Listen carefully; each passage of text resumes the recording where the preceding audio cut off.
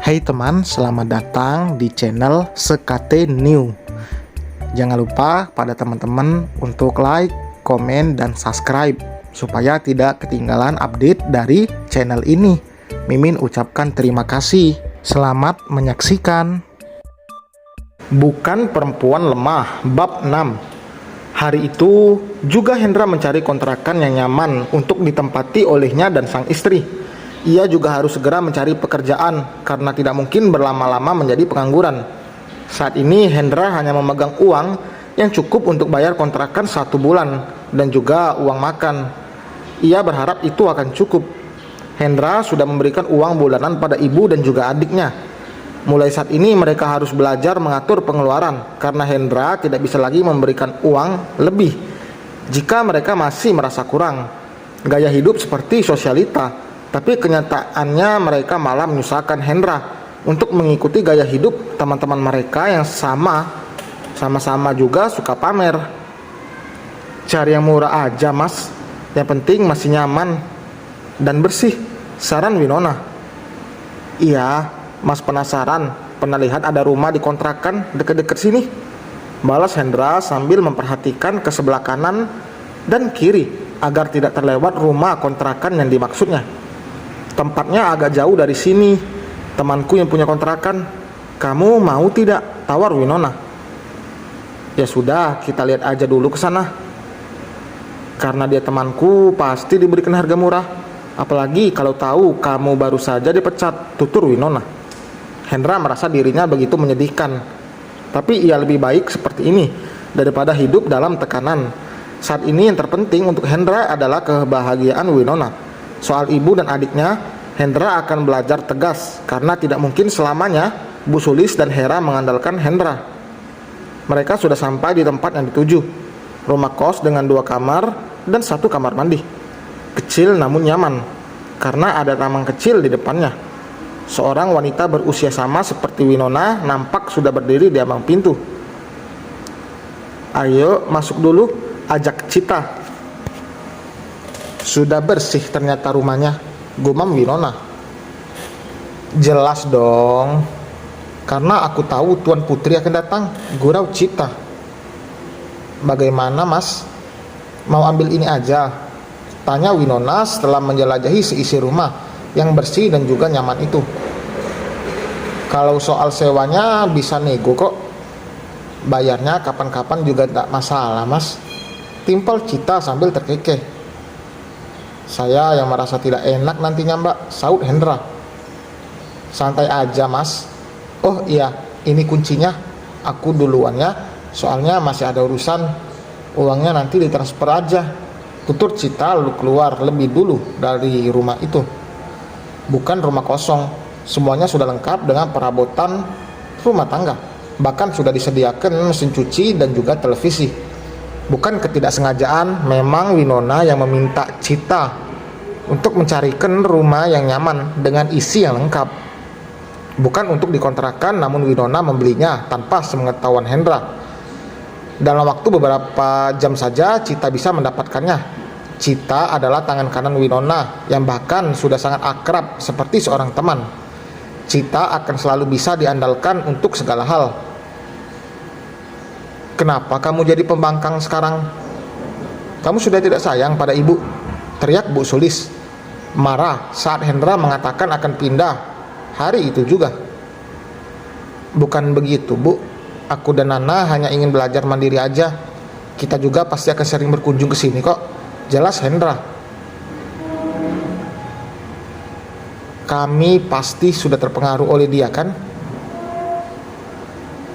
Kamu tega melantarkan ibu, saut Bu Sulis mendramatisir keadaan. Ibu terlalu berlebihan. Kita hanya pindah rumah bu, bukan mencampakkan ibu. Lagian uang bulanan juga pasti akan terus ada kok.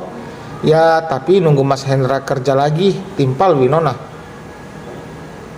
Berani ya sekarang kamu melawan saya, bentak Bu Sulis. Aku tidak melawan bu, aku hanya berbicara fakta yang ada. Ini kan masih libur kuliah. Hera bisa loh magang, ya hitung-hitung buat cari uang daripada minta uang jajan terus, ledek Winona. Bu Sulis yang tidak terima bersiap untuk menjambak menantunya, tapi sebelum itu terjadi, Hendra sudah lebih dulu menghalangi. Ia tidak ingin ibunya kembali menyakiti Winona. Meskipun Bu Sulis tetap tidak mengizinkan, Hendra dan Winona tetap pergi. Hera sedang tidak ada di rumah. Anak itu bahkan tidak izin saat pergi, membuat Bu Sulis pusing sendiri, karena Hera juga tidak bisa dihubungi. Jika sudah seperti ini, mungkin gadis itu sedang bersenang-senang dengan temannya. "Kenapa tidak dari dulu kamu begitu, Mas?" gumam Winona. Hendra yang menyetir hanya melirik dengan ujung mata. "Maksudnya apa?" tanya Hendra. "Kamu harusnya dari dulu tegas pada ibu dan Hera, agar mereka tidak enak-enakan menghamburkan uang yang sudah susah payah kamu dapatkan. Jangan bisanya cuman menye-menye doang. Kamu itu ganasnya hanya diranjang aja," celetuk Winona. Wanita itu begitu frontal. "Memang kamu mau kalau Mas menye-menye juga diranjang?" selidik Hendra sambil terkekeh. "Oh, tentu tidak. Cukup ya, Mas harus tegas dan ganas. Ingat harga diri. Kamu itu jangan mau diinjak-injak hanya karena ingin membahagiakan orang yang bahkan tidak pernah menghargai kamu." Hendra tertegun, merasa tertampar dengan apa yang baru saja terlontar dari mulut sang istri.